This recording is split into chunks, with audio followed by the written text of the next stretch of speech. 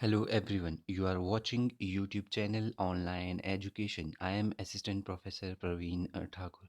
आज जिस विषय को लेकर मैं आप लोगों के बीच उपस्थित हूँ वो बीए तृतीय वर्ष के जो छात्र हैं उनको जो पुस्तक लगी हुई है थीम्स इन कंपैरेटिव पॉलिटिकल थ्योरी, उसका जो टॉपिक है महात्मा गांधी जी का स्वराज्य संबंधी विचार जो है ये मैं आप लोगों के बीच प्रस्तुत कर रहा हूँ। महात्मा गांधी जी का स्वराज्य संबंधी विचार। यदि आप चैनल पर नए हैं तो चैनल को सब्सक्राइब करना ना भूलें और साथ ही बेल आइकन को हिट करें, शेयर करें, कमेंट करें।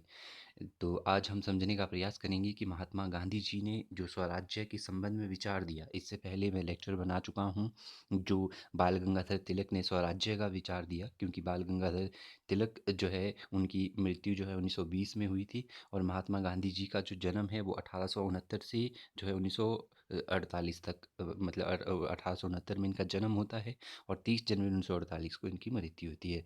तो ये कहीं ना कहीं अपने स्वराज के सिद्धांत में महात्मा गांधी जी जो है बाल गंगाधर तिलक से प्रेरित थे। इसके अलावा जो है ये अन्य पश्चिमी विचारकों या पूर्वी जो है भारतीय राजनीतिक विचारक से बहुत प्रभावित थे, जिनसे प्रभावित होकर इन्होंने अपने स्वराज्य का सिद्धांत दिया है। और इन्होंने भी स्वराज्य का सिद्धांत जो है अंग्रेजी पराधीनता से भारत को स्वतंत्र करने के लिए दिया था, ताकि हम जो है अंग्रेज़ों से स्वतंत्र हो और हम लोगों का अपना एक शासन हो, अपना एक स्वराज्य हो, अपना एक राज्य हो, अपना एक शासन हो, जिसमें जो है लोग जो है अपने प्रतिनिधियों को चुने, अपने मंत्रियों को चुने हुए सरकार बनाएं, फिर वह सरकार उन लोगों के प्रति जवाबदेह हो। तो सबसे पहले हम समझेंगे जीवन परिचय, महात्मा गांधी व्यूज ऑफ स्वराज को समझने से। जीवन परिचय, महात्मा गांधी जी का जो पारिवारिक नाम था, इनका पारिवारिक नाम जो है मोहनदास करमचंद गांधी था। तो इनका जन्म जो है 2 अक्टूबर 1869 को पोरबंदर गुजरात में हुआ था और इनके पिताजी का नाम करमचंद गांधी था और माताजी का नाम जो है पुतलीबाई था। तो मात्र 13 वर्ष की आयु में ही जो है इनका विवाह जो है कस्तूरबा जी से हुआ था और 19 वर्ष में इन्होंने कॉलेज की शिक्षा अपनी पूर्ण कर ली थी। तो 19 वर्ष में कॉलेज की शिक्षा पूर्ण करने के बाद वे जो है उच्च शिक्षा के लिए जो है हायर एजुकेशन के लिए वो जो है लंदन गए और जो है 19 वर्ष में जो है जब उन्होंने कॉलेज की शिक्षा प्राप्त की तो वो जो है लंदन वकालत के लिए गए और 1892 में भी वकालत करके भारत वापस आए। और जब भी 1892 में जो है बैरिस्ट्री करके जो है लॉ करके भारत वापस आए तो उन्होंने राजकोट के राजा के दरबार में जो है वहाँ पर जो है अपनी वकालत से कार्य करना प्रारंभ कर दिया। वहाँ से उन्होंने वकालत प्रारंभ कर दी। इसी बीच हुआ जब वो वहाँ पर जो है राजकोट के राजा के दरबार में वकालत कर रहे थे, तो इसी बीच जो है उन्हें दक्षिण अफ्रीका में एक मुकदमे की पैरवी के लिए जाना पड़ा। जो मुकदमा जो है एक शेख जो है अब्दुल्ला शेख नामक व्यापारी का एक मुकदमा जो है दक्षिण अफ्रीका में आ गया था। तो उसके संबंध में उनको दक्षिण अफ्रीका जाना पड़ा। तो वहाँ भी जो है 1893 में गए, 1893 में गए, परंतु वहाँ पर जो है रंगभेद की नीति होने के कारण, क्योंकि दक्षिण अफ्रीका की जो सरकार थी वो रंगभेद की नीति अपना रही थी, अर्थात रंग के आधार पर जो है गोरे और काले लोगों में अंतर किया जाता था। गोरे लोगों को जो है सरकारी नौकरियों में आरक्षण था, वो जो है राजनीतिक दल बनाकर जो है सारे अधिकार और स्वतंत्रताएं छीन रहे थे, और जो है काले लोगों को और भारतीय जो लोग थे क्योंकि उनको भी रंग भेद के आधार पर जो है उनके ऊपर भी जो है बहुत प्रकार के जो है भेदभाव किए जाते थे। तो उस भेदभाव को मिटाने के लिए उन्होंने वहाँ पर 20 वर्ष लगा दिए थे, क्योंकि जब वो खुद ट्रेन में सफ़र कर रहे थे तो उनको जो है ट्रेन की डिब्बे से ये कहकर फेंक दिया था कि ये जो है सिर्फ अफ्रीका के गोरे लोगों के लिए सुरक्षित है, जो है जो पहली प्रथम श्रेणी का डिब्बा है। तो दक्षिण अफ्रीका में उन्होंने रंग भेद की नीति के एक कारण जो है वहाँ पर कई हिंसक गतिविधियों का शिकार होना पड़ा खुद भी महात्मा गांधी को। रंगभेद की नीति के कारण उनको जो है प्रथम श्रेणी के डिब्बे से फेंक दिया गया था। इसके अलावा गांधी जी ने वहाँ भारतीय लोगों के अधिकारों और रंगभेद नीति के लिए बहुत सारे उन्होंने वहाँ पर आंदोलन किए और परिणाम स्वरूप भारतीयों को जो है दक्षिण अफ्रीका में जितने भी भारतीय लोग वहाँ पर जो है दक्षिण अफ्रीका में रह रहे थे उन लोगों को अधिकार मिले और 18 जुलाई 1914 को ये जो है भारत वापस आ जाते हैं महात्मा गांधी जी। और महात्मा गांधी जी के जो राजनीतिक गुरु है, ये प्रश्न पूछा जाता है कि जो है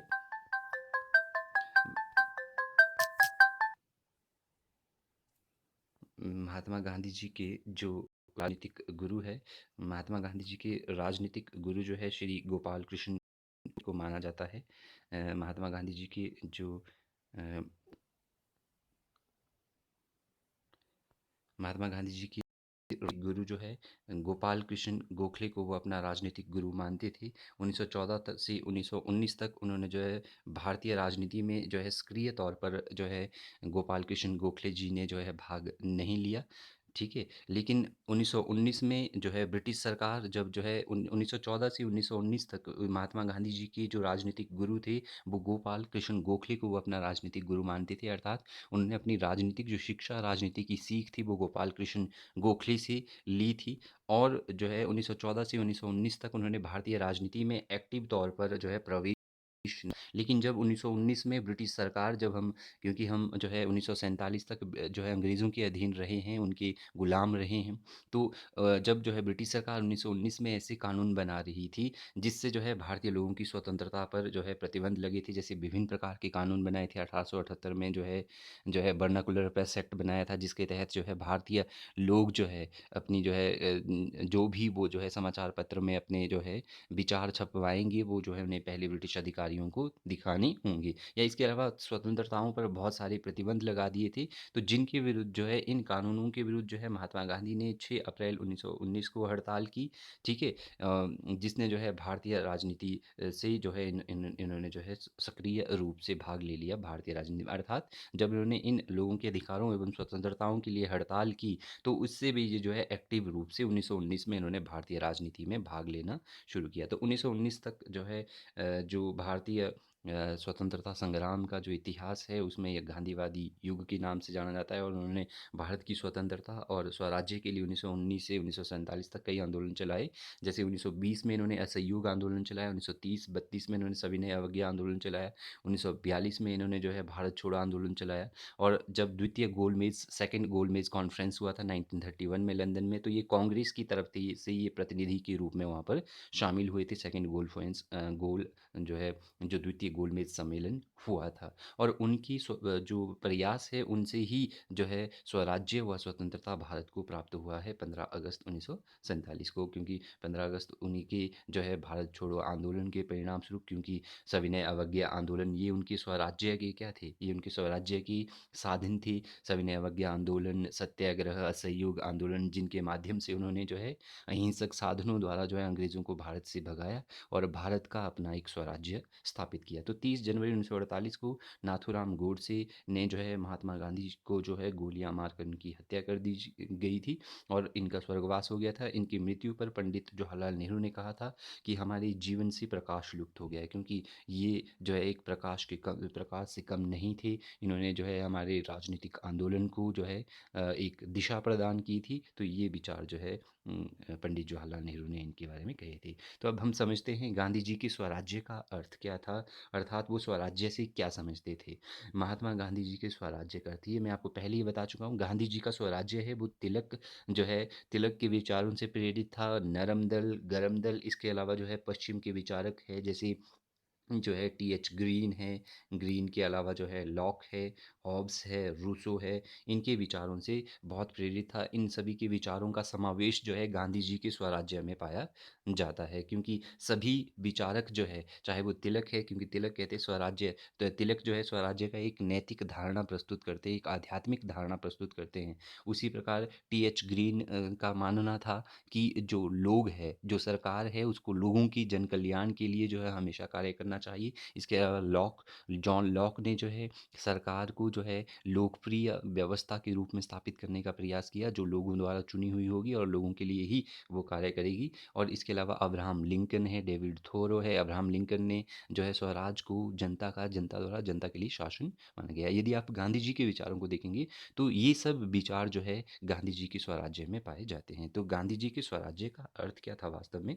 तो गांधी जी स्वराज्य का अर्थ एक ऐसी शासन व्यवस्था को मानते थे। अर्थात वो कहते थे कि स्वराज जो है भारत के लोगों का जो अपना राज्य होगा, जो अपना शासन होगा, वो शासन व्यवस्था एक ऐसी शासन व्यवस्था होगी जो जनता के लिए, जनता द्वारा और जनता द्वारा स्थापित शासन होगा। अर्थात उसमें जो है जनता के लिए, अर्थात कि जनता के द्वारा चुना जाएगा। लोग अपने प्रतिनिधियों को चुनेंगे, वो प्रतिनिधि फिर उन लोगों की इच्छा अनुसार कानून बनाएंगे। अगर वो प्रतिनिधि कुछ गलत कानून बनाते हैं तो वो लोगों के लिए जवाबदेह है, कि जो है लोगों के लिए उनकी जवाबदेही होगी। लोग उनसे पूछ सकते हैं कि आपने गलत कानून क्यों बनाए, उनको लोगों की इच्छा अनुसार ही शासन चलाना पड़ेगा। तो उनके स्वराज्य के 2 पक्ष थे, पहला पक्ष था स्पिरिचुअल, क्योंकि ये मैं आपको बता चुका हूँ, ये बाल गंगाधर तिलक से वो बहुत प्रभावित थे आध्यात्मिक पक्ष पर। तो आध्यात्मिक पक्ष था सकारात्मक विचार, जिसमें वो जो है आत्म शासन को मानते थे कि जब व्यक्ति स्वयं जो है आंतरिक तौर पर आत्मशासित होगा, स्वधर्म पर वह अपने कार्य करेगा, तो उससे जो है स्वराज्य की स्थापना हो सकती है। और व्यवहारिक पक्ष में प्रैक्टिकल जो इसका एस्पेक्ट है, उसमें वो जो है साधारण जनता की प्रसन्नता तथा कल्याण से संबंधित स्वराज को मानते थे। अर्थात वो कहते थे कि स्वराज्य में जो है यह एक तो यह सकारात्मक विचार है, जिसमें जो है आत्म शासन होगा, लोग जो है अपने प्रतिनिधियों को चुनेंगे और फिर वो जो है आत्मशासन, स्वयं का शासन, कि लोग अपने में से प्रतिनिधि चुनेंगे, वो प्रतिनिधि उनके लिए फिर जो है ऐसी सरकार बनाएंगे, ऐसा शासन चलाएंगे जो उनके हितों का हो। और व्यवहारिक पक्ष से साधारण जनता की प्रसन्नता तथा, अर्थात व्यवहारिक पक्ष से ये जो सरकार बनेगी, ये जो स्वराज्य होगा, इसकी जो नीतियां हैं वो लोगों की, जनता की प्रसन्नता और कल्याण से संबंधित होगी। अर्थात उन नीतियों के द्वारा लोगों में जो है समृद्धि लाई जाएगी और लोगों का जन कल्याण जो है उन नीतियों का जो है प्रमुख उद्देश्य होगा। तो आध्यात्मिक पक्ष से उनका स्वराज्य का क्या अर्थ था? तो आध्यात्मिक पक्ष से स्वराज्य का अर्थ वो मानते थे आत्मशासन। आत्मशासन मीन्स सेल्फ रूल, है ना, कि आत्म संयम। और संयम का अर्थ क्या है? उनका विश्वास था कि साधारण व्यक्ति में, ठीक है, साधारण व्यक्ति में शासन करने की इच्छा शक्ति है। अर्थात क्योंकि वो जो है लोगों की जनप्रतिनिधियों द्वारा शासन चलाना चाहते थे, तो उनका मानना था कि साधारण व्यक्ति में शासन करने की इच्छा होती है, अर्थात वो अपने प्रतिनिधि चुनकर अपना शासन चला सकते हैं, क्योंकि उसमें राजनीतिक एवं आध्यात्मिक क्षमता पाई जाती है। क्योंकि वो कहते हैं कि व्यक्ति को मेडिटेशन करके जो है क्या करना है, मेडिटेशन करके आध्यात्मिक क्षमता और राजनीतिक क्षमता का विकास करना है। क्योंकि आध्यात्मिक तौर पर व्यक्ति जब आत्मशासित होगा, जब वो स्वयं अनुशासित होगा, स्वयं वह जो है अनुशासन की पालना करेगा, तभी वह जो है शासन को भी अच्छे प्रकार से चला पाएगा। तो प्रत्येक साधारण व्यक्ति को वो कहते थे कि जीवन के प्रत्येक क्षेत्र में स्वशासन का अवसर मिलना चाहिए। तो ये था उनका आध्यात्मिक पक्ष। और साथ ही जो उनका व्यावहारिक पक्ष था स्वराज्य का, तो व्यावहारिक पक्ष में वो मानते थे कि लोगों को अपनी इच्छा अनुसार अपने भाग्य वह यत्नों के द्वारा जो है शासन स्थापित करना चाहिए। अर्थात उन्होंने कहा कि जब हम जो है अंग्रेज़ों से स्वतंत्र होंगे, तो भारत के लोग अपने जो है प्रयासों से एक ऐसा शासन स्थापित करेंगे, अपने प्रतिनिधियों को चुनकर एक ऐसा शासन स्थापित करेंगे जिसमें लोगों की भागीदारी होगी। लोगों की भागीदारी कैसे होगी?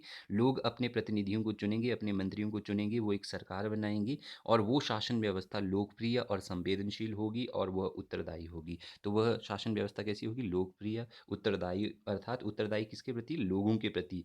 लोगों, जो वो नीतियाँ बनाएगी वो लोगों को जो है फायदा पहुंचाएगी। तो गांधी जी के स्वराज्य में सभी लोगों को एक समान, अर्थात वो कहते थे जो उनका स्वराज्य होगा, उस स्वराज्य में सभी लोगों को एक समान अधिकार होंगे, वो एक समान जो है अवसर होंगे, अर्थात एक राजनीतिक अधिकार एक समान होंगे, आर्थिक अधिकार एक समान होंगी, सभी लोगों को अवसर एक समान मिलेंगे, काम करने के अवसर एक समान मिलेंगे, नौकरी प्राप्त करने के अवसर एक समान मिलेंगे, सभी लोगों को प्रत्येक प्रकार की स्वतंत्रताएं होगी राजनीतिक, आर्थिक और सामाजिक क्षेत्र में।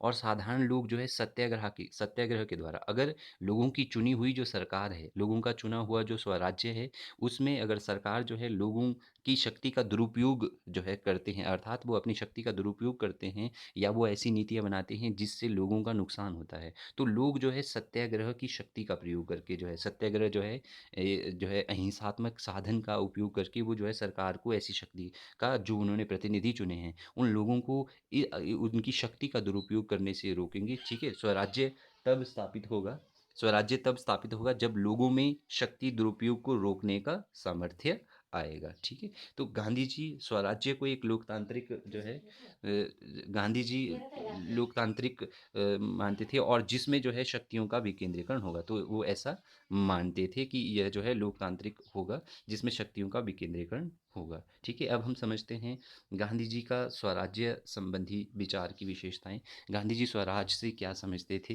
गांधी जी के लिए स्वराज जो है वास्तव में था क्या? तो गांधी जी के लिए स्वराज एक ऐसी शासन व्यवस्था थी, गांधी जी के लिए स्वराज एक ऐसी शासन व्यवस्था थी जिसमें प्रतिनिधि जो है जनता द्वारा निर्वाचित, वह जन कल्याण उनका जो है उद्देश्य होगा। तो गांधी जी के स्वराज्य की प्रथम विशेषता यह थी कि वो कहते थे कि स्वराज जो शासन व्यवस्था होगी उसमें जनता द्वारा जो है प्रतिनिधि जो है जनता द्वारा निर्वाचित होंगे, अर्थात लोग जो है मंत्रियों को मत देकर चुनेंगे और फिर वो प्रतिनिधि जो है लोगों की इच्छा अनुसार शासन चलाएंगे, अर्थात जो सरकार लोगों की मत के द्वारा चुनी गई है, चुनाव द्वारा जो है चुनी गई है, वो लोगों की इच्छा अनुसार जो है आगे शासन चलाएंगी। वो जनप्रतिनिधि अर्थात वो जो उन्होंने मंत्री चुने हैं वो ऐसी नीतियाँ और कानून बनाएंगी जिससे सभी लोगों का कल्याण होगा और सभी लोगों का जन कल्याण स्वराज्य का मुख्य उद्देश्य था, अर्थात जन कल्याण जो है उनके स्वराज का मुख्य उद्देश्य था। इसके अलावा जो है स्वराज्य एक लोकतांत्रिक प्रभुसत्ता संपन्न जो है शासन व्यवस्था होगी। स्वराज्य गांधी जी के अनुसार जो है स्वराज्य क्या होगा? स्वराज्य का विचार एक लोकतांत्रिक विचार है, अर्थात इसमें सभी लोगों को अधिकार और स्वतंत्रताएं एक समान प्राप्त होगी। यह व्यवस्था जो है शासन शक्ति का स्रोत, अर्थात स्वराज्य एक जो है लोकतांत्रिक का अर्थ क्या है कि सभी लोगों को अधिकार और स्वतंत्रताएं प्राप्त होगी। सर्वप्रभुसत्ता संपन्न का अर्थ क्या है कि शासन व्यवस्था में जो शासन की शक्ति का जो अंतिम स्रोत है वो लोगों के पास है, अर्थात लोग अपने प्रतिनिधियों को चुनेंगे, उस सरकार की शक्ति का स्रोत लोग है। और सर्वप्रभुसत्ता संपन्न जो है राज्य का अर्थ है कि स्वराज्य में जो राज्य वह सरकार होगी वो अपने आंतरिक और बाहरी मामलों में निर्णय लेने के लिए स्वतंत्र होगी, क्योंकि अंग्रेज़ों के अधीन हम जो है अपने आंतरिक और बाहरी कार्यों के लिए स्वतंत्र नहीं थे। हम अपनी आंतरिक नीति और बाहरी नीति जो है स्वतंत्र तौर पर नहीं बनाते थे। अंग्रेज़ जिस प्रकार की नीतियाँ बनाते थे विदेशों के संबंध में, वो हमारे द्वारा निर्धारित नहीं थी, हमारे लोगों द्वारा निर्धारित नहीं थी। तो इसलिए वो जो है आंतरिक सर्वप्रभुसत्ता संपन्न द्वारा आंतरिक और बाहरी प्रभुसत्ता भारत में स्थापित करना चाहते थे। तीसरा पॉइंट है स्वराज्य जो है समानता के सिद्धांत पर आधारित है, अर्थात वो कहते थे कि स्वराज्य जो शासन व्यवस्था है वो समानता के सिद्धांत पर आधारित होगी, अर्थात समानता का अर्थ क्या है कि उस जो है स्वराज्य में, उस स्वराज्य में किसी भी व्यक्ति के साथ उसकी धर्म, जाति और संप्रदाय के आधार पर भेदभाव नहीं किया जाएगा। सभी लोगों को एक समान अधिकार होंगे, एक समान जो है उनके लिए जो है राजनीतिक अधिकार होंगे, आर्थिक अधिकार होंगे। प्रत्येक निर्धन तथा धनी व्यक्ति के पास समान रूप से स्वतंत्रता होगी और जो चुने हुए प्रतिनिधि लोगों की इच्छा अनुसार जो है अगर जो है चुने हुए प्रतिनिधि अगर लोगों की इच्छा के अनुसार कानून नहीं बनाते हैं तो सत्याग्रह की शक्ति के द्वारा ऐसे गलत कानूनों को बनने से रोका जाएगा।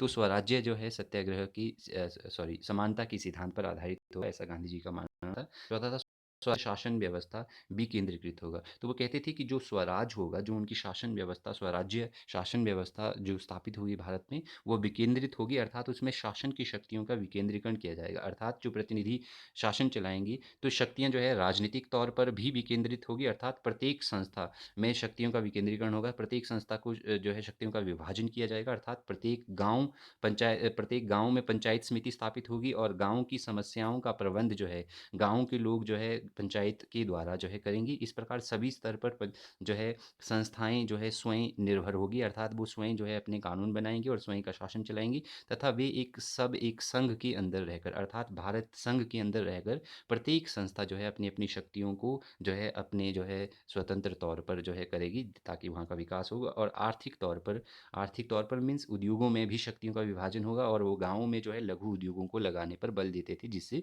स्वराज प्राप्त होगा। पांचवा पॉइंट है स्वराज जो है शासन व्यवस्था पारदर्शी और उत्तरदायी होगी। तो उनका मानना था कि जो स्वराज्य शासन व्यवस्था है वो पारदर्शी होगी, वह सभी लोगों को जो है प्रत्येक स्तर पर वह भ्रष्टाचार से वो मुक्त होगी, पारदर्श होगी।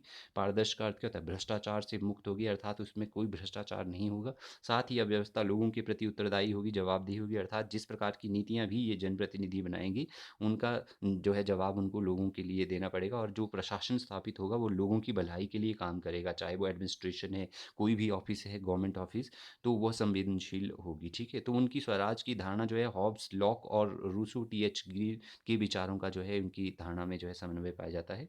स्वराज्य जो शासन व्यवस्था है वो जनता की, जनता द्वारा और जनता के लिए है। तो उनका मानना था कि जो स्वराज्य शासन व्यवस्था है वह जनता की, लोगों द्वारा चुनी हुई है, लोगों के लिए, और जो है लोगों के लिए यह शासन है। क्योंकि वो जो है अब्राहम लिंकन से प्रभावित थे, तो उनका मानना था कि यह जो शासन व्यवस्था है लोगों की, अर्थात लोग जो है अपने मत देकर जो है प्रतिनिधियों को चुनेंगे और लोगों द्वारा मीन्स कि जो है लोग अपने में से ही मंत्री चुनेंगे, मत और चुनाव द्वारा निर्वाचित किए जाएंगे और लोगों के लिए, अर्थात लोगों के द्वारा चुने गए मंत्री प्रतिनिधि उनकी इच्छा अनुसार जो है आगे फिर कानून बनाएंगे जिससे जो है इन लोगों का विकास हो। स्वराज्य में जो सरकार है वो जो है निर्वाचित होती है और स्वराज्य जो है अहिंसक होगा, जहाँ व्यक्ति का पूरा जो है स्वाभिमान होगा, उसको जो है पूरा स्वाभिमान मिलेगा। तो उनकी स्वराज्य की जो धारणा है, उनकी स्वराज्य की धारणा पूर्व पश्चिम प्राचीन एवं आधुनिक धारणाओं का समन्वय है।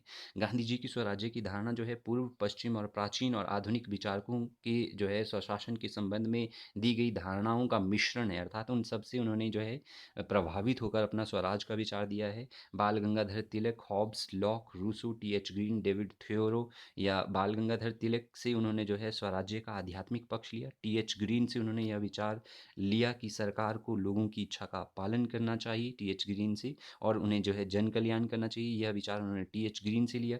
डेविड थॉरो से उन्होंने यह विचार लिया कि जो है लोगों को अपने ऊपर अपनी पसंद का शासन करने का अवसर देना चाहिए। अब्राहम लिंकन से उन्होंने स्वराज्य को लोगों द्वारा लोगों के लिए शासन, और रूसों से उन्होंने सर्वप्रभुसत्ता संपन्न जो है सरकार की शक्ति का स्रोत लोगों को माना। तथा लॉक से उन्होंने एक ऐसी शासन व्यवस्था ली जो लोकप्रिय होगी, उत्तरदायी होगी लोगों के लिए। इस प्रकार जो है स्वराज्य संबंधी विचार जो है उनका पूर्व, पश्चिम और प्राचीन और आधुनिक धारणाओं का समन्वय था, इन सब का मिश्रण था। 8वां पॉइंट है, स्वराज में जो है राजनीतिक, आर्थिक और सामाजिक भ्रष्टाचार नहीं होगा। तो कहते थे गांधी जी के अनुसार जो स्वराज्य स्थापित होगा उसमें ना तो राजनीतिक भ्रष्टाचार होगा, ना आर्थिक होगा, ना सामाजिक भ्रष्टाचार से वह मुक्त होगा। राजनीतिक स्तर पर सभी लोग बिना किसी भेदभाव के मत देने, चुनाव लड़ने, राजनीतिक दल बनाने का उनको अधिकार होगा, और जनप्रतिनिधियों को लोगों की इच्छा अनुसार शासन चलाने का अधिकार होगा। तो सभी लोगों को नौकरी प्राप्त करने की एक समान जो है, वो मानते थे कि स्वराज्य जो है राजनीतिक, आर्थिक तथा सामाजिक भ्रष्टाचार से मुक्त होगा। इसके अलावा जो उनका लास्ट पॉइंट था स्वराज्य के संदर्भ में महात्मा गांधी जी का, स्वराज्य जो है, स्वराज्य राज्य के लक्ष्य को प्राप्त करने का प्रयास करेगा। तो गांधी जी के अनुसार जो उनका स्वराज होगा वो राम राज्य के लक्ष्य को स्थापित करेगा। अर्थात जिस प्रकार जो है राम राज्य में क्या था, भगवान राम के राज्य में सभी लोगों को एक समान न्याय प्राप्त होता था, अधिकार प्राप्त होते थे, स्वतंत्रताएं प्राप्त होते थे राम राज्य में। तो उनका मानना था कि जो उनका स्वराज्य स्थापित होगा, जो उनका स्वशासन, भारत के लोगों का स्वराज्य स्थापित होगा, उसमें भी सभी लोगों को बिना जाति, धर्म, लिंग भेदभाव के आधार पर न्याय मिलेगा, अधिकार मिलेंगी और स्वतंत्रताएं मिलेगी। तो स्वराज्य जो शासन व्यवस्था होगी उसके द्वारा उन्होंने जो है राम राज्य जो है स्थापित करने का प्रयास किया, राम राज्य के लक्ष्य को प्राप्त करने का प्रयास किया। तो ये थे महात्मा गांधी जी के स्वराज संबंधी विचार। Thank you.